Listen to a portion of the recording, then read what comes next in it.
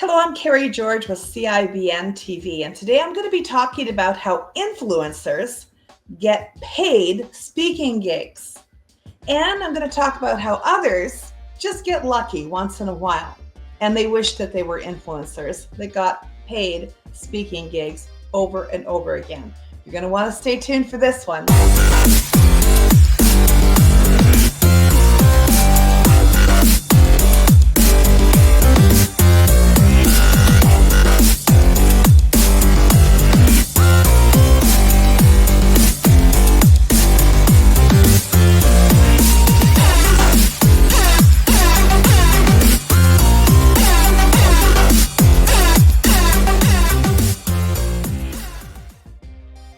Hello, I'm Kerry George with CIBN TV, and today I'm going to be talking about how influencers get paid speaking gigs and how others just get lucky once in a while. And what's the difference? How do you become an influencer so that you can command the price? You can say, I want $5,000 to speak to your group. I want $15,000 to speak to your group. How do you get that reputation? How do you get that influence? How do you get into the place where people are willing to pay you, not just once, but over and over again, to come and be the keynote speaker or a paid speaker at their big event? Now, I work with business owners and entrepreneurs, and I've been working with entrepreneurs for 15 years, thousands of them every year. And we meet a lot of speakers and authors and coaches, as well as people who have storefront businesses, and just people who want to have more influence, maybe in their industry. Maybe they want to have more influence to get the client that they're looking for. Whatever it is, they want to have more influence. First of all, if you want to be an influencer in any category, in anything that you're doing, okay, you have to understand that an influencer has followers. Yep, followers. It means you're a leader, okay? And what are some of the things that you can tell if somebody's a leader or not? I mean, with no baloney, okay? Not pretending to be a leader. Because I want to dig into this for a minute, because there's a lot of people out there selling courses, okay? And they're saying, you can be an influencer. Just buy my $10,000 course and you're going to become an influencer. And I'm going to show you how to get paid speaking engagements just because you bought my $10,000 course. I'm going to call a huge BS alert on that. All right? It's just not happening. Okay? Because the person needs to have followers in order to be a leader. It's the number one criteria. If you look behind you and there's nobody following you, you're not a leader. Hello? I'm sorry. And maybe you got lucky one time and someone paid you $5,000 to come and do a talk. Or maybe you used to be in an industry, or you're with a corporation and they sent you all over the place and you got paid $10,000 every time you spoke. Well, now you're in something new and you're trying to do your own business. You're trying to be a speaker and you're like, why aren't they lining up to give me the $5,000 or the $10,000 or 15, whatever it is?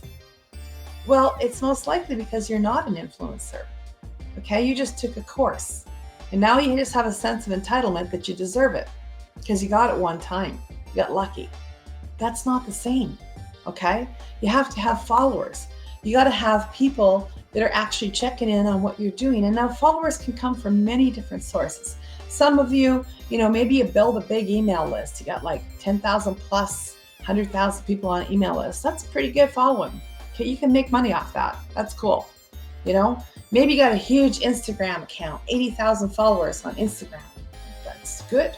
But then you go over and you look at your LinkedIn and you've got 300 people there. Well, you definitely want to focus your marketing on your Instagram account if that's the case. Okay? Because you're not an influencer on LinkedIn. You are an influencer on Instagram.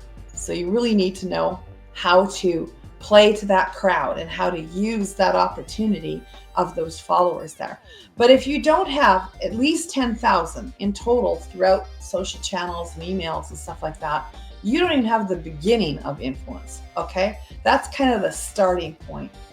Now, we've been training business owners and entrepreneurs, speakers and coaches for more than 15 years, thousands of them, okay?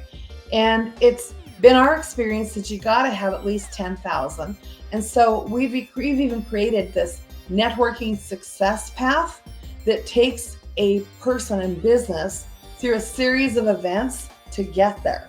But if you're at a standing start, I wish I could just wave my magic wand over you and make you a wonderful influencer and increase your paydays like dramatically tomorrow. But I'm not your fairy godmother. Sorry. Okay. I do know how to do it, but it takes some time. And in fact, it takes marketing. And in marketing, you can have things cheap, you can have them fast, you can have them well done, but you only get to pick 2 out of the 3. So if you try to take shortcuts to have it fast and well done, you can have that, but it's going to be really super expensive. Okay. For example, if you were running for a political office right now and nobody had ever heard of you and your competitor, has ran before, and everybody's heard of them, they have a huge social following, you can buy that social following. You can buy it, no problem, put them into place, but it's like $1 a follower. Okay. So if you want 1 million of them, you need $1 million. That's how it works. And if you want it cheap, if that's how you want it done, it's going to take a long time and you can have it well done and you can have it cheap, but you could do it yourself or hire, virtual assistants from the Philippines or something. But you're going to be, if you want cheap, it's going to take time. You see, being an influencer means you got to get the followers one way or another. It's a step-by-step kind of rinse and repeat thing. If you want followers on Instagram, there's a method of doing it. Rinse and repeat. If you want a big email list, we've got some videos that we're putting out right away about how to create a big email list. I wish I knew a way to get you from 0 to hero tomorrow, but generally it takes time. You actually have to, do certain steps over and over again to build the big email list, right? He wrote a book. I'm going to talk about that in a minute and how that can help you become an influencer. But the same thing, most first-time authors don't become influencers just like that. I wish they did. I wish I could help you, but it takes steps, and usually it's one step after another, and it takes some time, okay? But there are things that you can do in your journey that can increase it dramatically, okay? In one video, I talked about a signature talk, and one of the ways you can use a great signature talk is by doing a TEDx. And if you do TEDx, they have this natural crowd that follows, okay? And you can become an influencer faster by doing those kinds of talks. But a TEDx talks usually has like lots of visitors and lots of links on it, but it by itself often doesn't create the influencer persona that you want. That, along with other things, can work. But I've seen, again, courses sold to people about just get on to TEDx and it's going to be great. People are going to follow you forever. And then that didn't happen. They did have a great talk. They got great watches on YouTube, but it didn't lead to sales of their product or services. It didn't lead to a ton of more bookings. Okay? So I'm going to share a little bit about why that happens, okay? And we do a lot of training in this in our speakers course about how to optimize the use of something like that. It's an asset that you can use. But I'm sorry, it's not the end-all be-all. It's not going to fix all your problems to get you paid speaking gigs forever because you were on one TEDx talk. I wish it were true. I wish I could fix it for you and just go bam, one swipe, but not so. I am going to also share with you some other things about the influence persona. The thing about being an influencer, you can be an influencer in a certain way to a certain crowd. And outside of that crowd, other people may not know you at all. First time I seen this, when I was a young adult, I joined a network marketing company.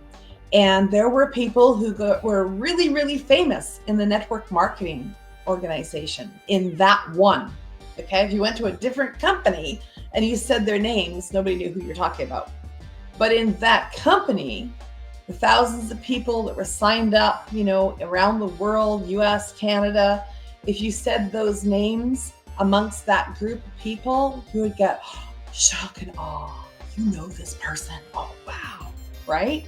But if you went out on the street and you said that name to somebody that wasn't part of that organization, nobody knew who they were. And I have found this over and over again in my career as a speaker and as a business guru, that in certain areas, people really know me. And in other areas, they don't know me at all. Okay. But it's okay, because a lot of people really know me in the industry that I want. In fact, in the city where I live, when I walk down the street, I sometimes have people go, "Oh, you're Kerry George. I've seen you on LinkedIn. I've seen your videos. I know you from such and such. You trained so-and-so." So there's some shock and awe right here in this community. And it's a city of about 1.5 million. So that's kind of cool. But if I got on an airplane and I landed in your city, somewhere else in the world, I'm pretty sure I could move freely about your community without anybody recognizing me at all. Because it's not my community, right? Also, I find if I come into a place where there's business owners specifically and entrepreneurs in a large setting in another city, there will be a few people who pick me out, because I do so much on LinkedIn, I do so much on YouTube, I do so much online. I'm in so many online meetings. We do over 500 online meetings a year, and I've been in over 8,000 of them. So, it is possible that I'm going to a business or an entrepreneur's event or a speaker's event somewhere, that people will go, "Oh, Kerry George is here," because they know, they see me around. But again, if I walk down the street in that city, nobody knows me. So you see, these influencers have categories, and it's the same thing. You might follow somebody on YouTube that you know really, really well, and you say their name, and other people who watch YouTube go, "Yeah, I know who that is. He's great. He's the best." You might follow somebody who's in health and wellness. My daughter follows this girl who likes to eat bananas, okay? And her and all her friends know who this person is. But, I can't even remember the gal's name, because to me, she's not an influencer. So influencers have these categories of influence where they're famous in that group, okay? But you can still see that they are an influencer by the numbers. You can go to their TikTok account and see how many people are following them. You can go to Instagram and see how many follow them. You can go, on my case, you can go to LinkedIn. You can see that I have a following of over 12,000 people on LinkedIn, okay? I don't have that on Instagram. That's not my deal, because I work mostly with business owners, and a lot of it's B2B, some of it's B2C. But, and those of you who are not business owners are going, "I don't know what that means." Okay, business to business, business to consumer, But the reality is, on LinkedIn, I'm well known, okay? But I'm not on other social channels. See, it's that way. It's that way for everybody. So where is going to be your circle of influence? And I got to share this too. One of my favorite mentors in the world is a guy by the name of Rael Callie, and he's well known to me here in my community. One of the things I really like knowing about Rael is how successful he has been in the sale of his book. He has a simple book with a great story, and he has sold 80,000 copies of that book. And the book sells for $10 and sometimes up to $20 if they're buying it online. But just think about that for a minute. This man has made about 800,000 bucks off of this book, a small book. Does that mean that all of you know who he is? No. But in his realm of influence, he speaks often to corporate, and they hire him to come in. And by the way, he gets paid speaking gigs, lots of them. And they pay him anywhere from a few thousand to several thousands of dollars for keynote speaking. Larger talks and training sessions cost more, but he makes a significant income from speaking to corporations. And he's getting that influence largely through people reading his book, passing it to others, leaders like CFOs and CEOs and COOs in corporations, getting his book, and then buying 1,000 of them for everybody in the company, right? That's how his influence has spread. And then word of mouth couples with that, because maybe he gets hired to speak at one place and they have a great transformation experience with the people that work there.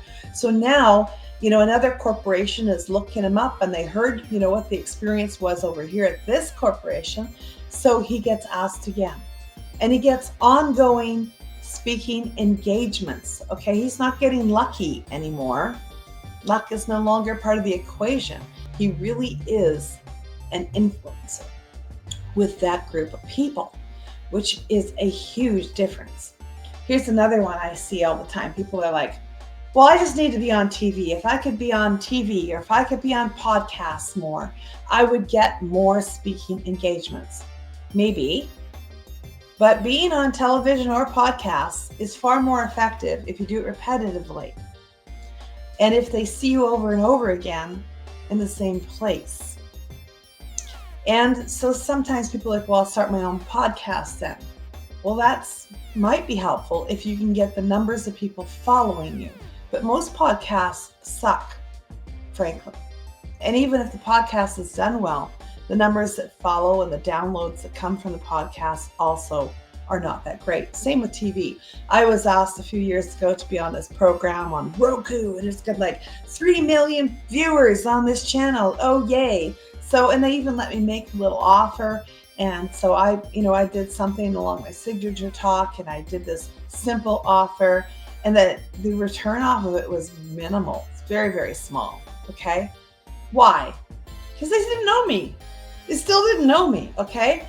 And on TV, they can flick away in an instant. They don't have to stay there and watch so many other things that this can be distracting to them.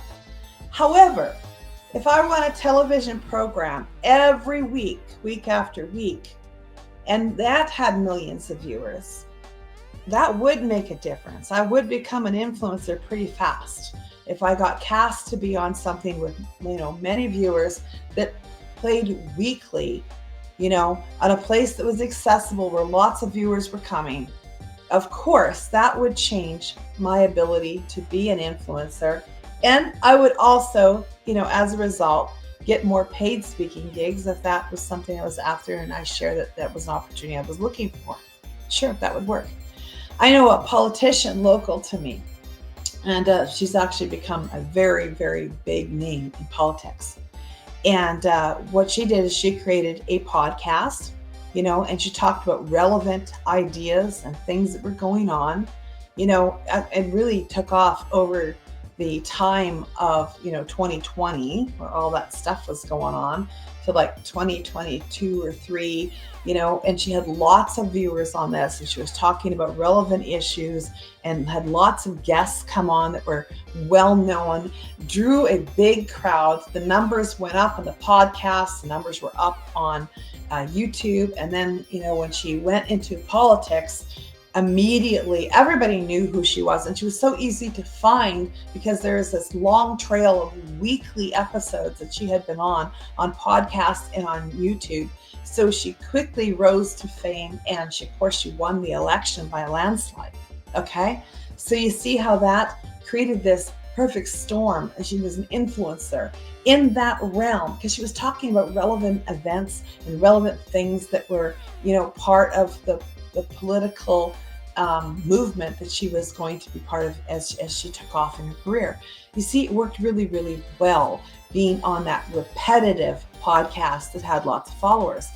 But I've also seen, I had a client a few years ago, 65 podcasts she was on in 1 year, and not a single sale at all for the year.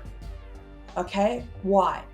Well, part of it was not a singular ask, not being trained well to be a speaker. Those definitely were factors. But the podcasts themselves were also factors. As I started looking them up, many of them had like 50 downloads, small numbers, nobody's watching, right? And also they were in scattered categories that was not her target market. Okay, so you got to be more strategic if you're going to be using that as a method to become an influencer. You got to be on bigger podcasts, and you want to stay targeted to the group that is specific for whatever your expertise or offer is. Incredibly important. Okay, that's how you really become a podcast expert, or an expert that people want on their podcasts. You got to be on relevant ones that work in the market. And it's okay if you're just getting started to go on any podcast that'll have you. Why? Because I've talked about this on another video. It's good to be practiced and prepared. So being on those gives you practice and preparation. That's awesome. But don't expect it's going to give you clients, or that people are going to pay you $10,000 to be a speaker because you were so great on that podcast. Frankly, no one saw it. It was just too small. Okay. So another thing is connections. If you have a lot of connections, like I have lots of connections on LinkedIn. I have a huge organization as well that hits the share button regularly. And that means that when I have my 12,000 followers on LinkedIn and I go post something like this video, a bunch of my friends, a bunch of the members at CIBN Connect, they go, oh, there Kerry did a video, and they click it and they make a little comment, which the algorithm loves, and then they hit share. And it went from my 12,000 followers to maybe they got 4,000 followers, so 4,000 more people see it, and then somebody else in our realm goes, oh, I'll hit the share button again, and they got 10,000, and those add up. It actually kind of, reverberates through the community. You've got this like kind of wave of activity where the video kind of takes off because a group of people are hitting the share button and they're talking more about it. Reputation and history, okay, also create this influencer kind of feel. I mean, that's definitely true for Rael. He has influence, he has history, because he has reputation in the community. People know him in those communities. They've had him speak before. There is this reputation of driving transformation when he does a talk. And so that makes it easy for him to get more speaking gigs, right? He doesn't call them, they call him, which is awesome. I know at CIBN Connect, because I have many followers, thousands of people on Meetup, I think 80,000 or something like that on Meetup, lots on LinkedIn, got different channels, we've got a big email list. I actually turn down more speaking events in a year than some people get in their lifetime, and I don't need to take them because I have 500 events of our own in CIBN. I can talk anytime I want, right? So I just have to decide how big is the crowd, what do I want to do, do I want to make time for it, because I have reputation and I have history in this realm, okay? Now, if we went into a different realm, somewhere else, nobody would know me. So that would be a huge waste of time. So again, targeting towards the group that, where you really have the influence. There are other ways to drive influence, and I want to mention entertainment. If you're entertaining, you're funny, that can help a lot. My son likes to do stand-up comic stuff, and he's funny. He's hilarious. My daughter too is really funny, but my son likes to do the stand-up stuff. And so if you want somebody to do a talk that's really funny, and again, certain target markets like it more than others because of, the gist of his humor, right? But being funny can help. Being entertaining can help. Telling great stories, you don't always have to be the one that makes people laugh. Sometimes you're the one that makes them cry, and maybe you have a reputation that people cry when they hear you. The stories are riveting. The stories cause social impact. The stories make people think. The stories draw an emotional response. Maybe your talk has that, and then you get a reputation for that. People, they want to leave people with a lasting impression for their big event. That's great, right? You can really capitalize off that, but you got to get out there and tell those stories. So whatever you're doing for podcasts, whatever you're doing for TV appearances, whatever you do, you got to make sure you mix some of those great stories in so that they know that you can really tell a great story. It's got to be part of your signature talk that you do it all the time. Does that make sense? All right. I also want to talk about books for a minute, and I'm going to just get into this just for a couple minutes because this is a place where I see that there's great opportunity, but there's also a lot of really wasted time. I see people, they think they're an influencer because they were in a book. Maybe I'm going to give you the most classic example I see all the time. They took a chapter in a joint book. All right. So they got one chapter. You can read it in just a couple of minutes. All right. That's step one. Now, they say the book is a #1 bestseller. Why is it a bestseller? Well, because the publisher of the book is a smarty pants and knows how to hijack the algorithm. So everybody was in the book, and all of their friends went and bought copies of it at 2:00 in the morning on a Tuesday, and in February. Okay. And there wasn't much else that launched right then at that minute, especially in that category. So now we say we're a bestseller in this category. Are you really? When are we going to stop with the BS, really? Hello.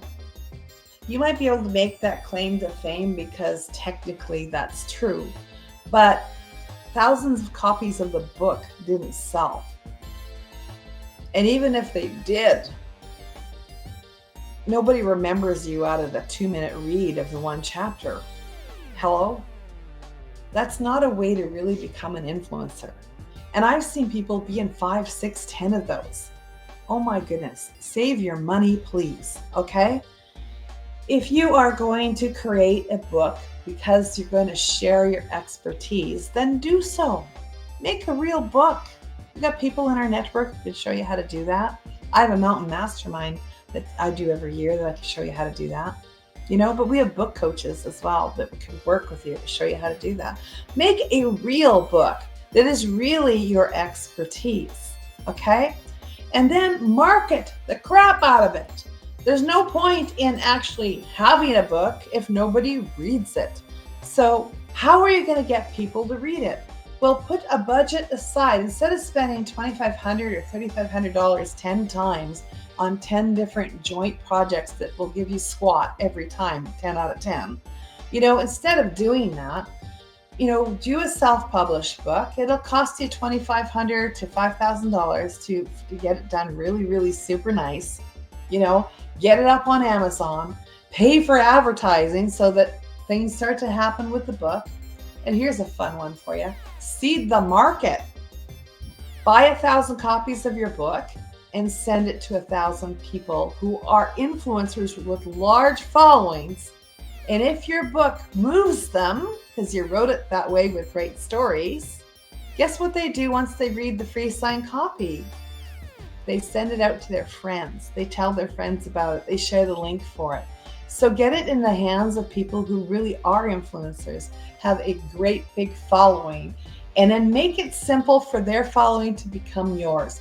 Put stuff in the book like QR codes and short links to join your email list or to get your quick download of some area of expertise so that their following becomes your following as they share it. And those are just a few ways that as an influencer, you can grow to become more influential. And then you can get to the place where you really, truly do get paid as an influencer. Because if you got 1 or 2 gigs where someone paid you a big amount of money, but you're struggling to get more, honey, the reason you're not getting them is because you're not yet an influencer. So get on the journey of doing the things that take you there. All right, CIBN Connect with the speakers program, you're going to love it, okay? We show you what the journey is. We show you how to, do the right things in the right order. Because that's another thing I see all the time. People have some of the right pieces, they're doing them in the wrong order. So they're spinning their tires in the mud and they're not getting ahead fast enough. It doesn't have to be that way. Come journey with us and we'll show you how to get on the success path so that you can become a speaker that truly is an influencer with 10,000 or more connections at least. And then you will repetitively get paid and you'll be able to command your price as an influencer that is paid for speaking specifically. I'm Kerry George with CIBN Connect. If you like what I've shared, please, please, please hit the subscribe button for CIBN TV. Love to see you soon.